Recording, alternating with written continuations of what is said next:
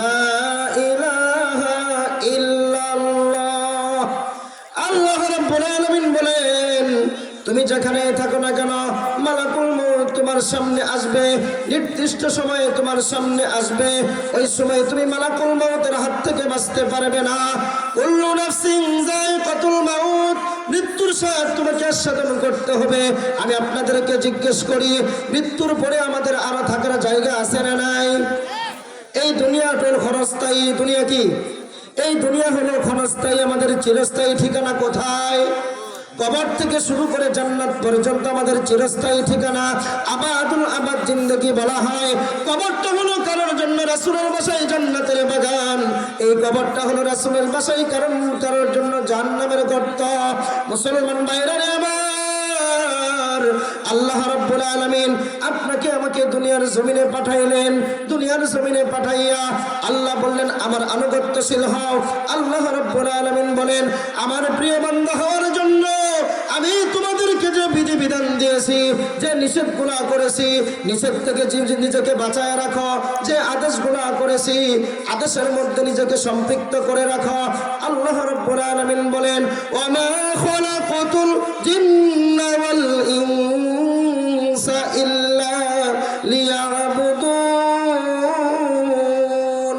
আল্লাহ রাব্বুল আলামিন বলেন আমি তোমাকে বানাইলাম আমার ইবাদত করার জন্য। কার ইবাদত? কার ইবাদত? সকলে পড়ি কার ইবাদত? আমাদেরকে আল্লাহ কার ইবাদতের জন্য বানাইছেন? আমরা সদা সর্বদাই কার হুকুমের উপর অটল থাকব। আমরা যদি কবরে শান্তি চাই কাকে মানতে হবে? হাসরে যদি মুক্তি চাই কার বিধান মানতে হবে? জান্নাত যদি যাইতে চাই কাকে খুশি করতে হবে? আল্লাহকে খুশি করা ছাড়া যদি অন্য কারোর খুশির ইবাদত করি জান্নাতে তো যাবই না, জান্নাতের সুপ্রাণও খুঁজে পাবো না। এই জন্য আল্লাহ রাব্বুল আলামিন বলেন বান্দারে আমি তোমাকে বানাইলাম আমার ইবাদত করার জন্য। আমার ইবাদত ছাড়া অন্য কারোর ইবাদত করে কিন্তু জান্নাত পাবে না। এই যে আল্লাহ আমাদেরকে আল্লাহর ইবাদতের জন্য বানাইলেন। আল্লাহ রাব্বুল আলামিন বলেন আমার ইবাদত করতে গিয়ে কিন্তু তোমার অনেক মুসিবত আসবে। আমার ইবাদত করতে গেলে অনেক বিপদ আসবে, অনেক মুসিবতে তোমাকে পড়তে হবে। এই মুসিবতগুলোকে মুসিবত মনে করা যাবে না। এই মুসিবতে তোমাকে ধৈর্য ধারণ করতে হবে। আমি আল্লাহ যদি কেউ আমার ইবাদত করতে গিয়ে যদি কেউ মুসিবতে পড়ে, এই মুসিবত যদি কেউ মুসিবতের সময় সবর করে ধৈর্য ধারণ করে, আমি আল্লাহ রাব্বুল আলামিন তাকে অবশ্যই প্রতিদান দেব। আর এই প্রতিদানের ফলটা কেমন হবে এখন বুঝে আসবে না। এটা কখন বুঝে আসবে? যেই দিন বুঝে আসবে ওই দিন কোনো সুযোগ থাকবে। আমার এখন বুঝে আসতেছে না, কিন্তু যেদিন সুযোগ বুঝে আসবে এদিন কি পরিবর্তনের কোনো সুযোগ আছে? আজকেই তো আমার পরিবর্তনের সুযোগ। আমি আজকে সুযোগ পাওয়ার পরে পরিবর্তন হইলাম না।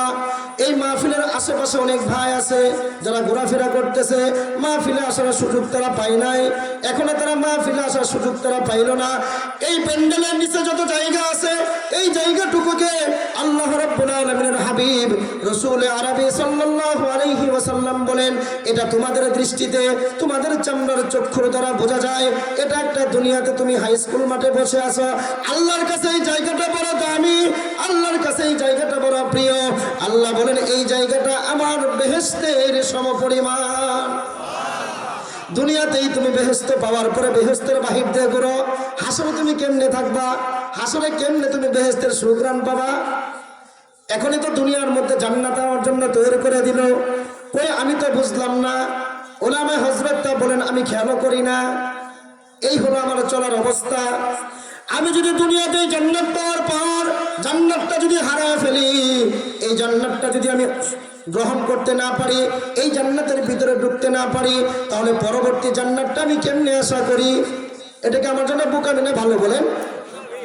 এই যে জান্নাতের বাগান, এটা কি বিশ্বাস হয় আপনাদের? কারা কারা বিশ্বাস করে জান্নাতের বাগান? হাত উঁচু করে দেখা। হাত নামাবেন না, হাত নামাবেন না, আরো উঁচা করেন। ওগো মালিক তুমি তাকায় দেখো, তুমি যে জান্নাতের ঘোষণা দিয়েছো তোমার বান্দারা জান্নাতের ভিতর ঢুকে পড়েছে, জান্নাতের ভিতর তারা ঢুকে আসে, হাত উঁচু করে তোমাকে দেখাচ্ছে, মালিক তুমি হাসরের ময়দানে এই জান্নাতকে জড়িয়া বানাইয়া এই দুনিয়াতে এই জান্নাতের প্যান্ডেলে বসাকে উসিলা বানাইয়া তুমি আমাদের সকলকে মাফ করে জান্নাতের মেহমান বানায়া দিও। উচ্চ সুরে বলেন আমিন।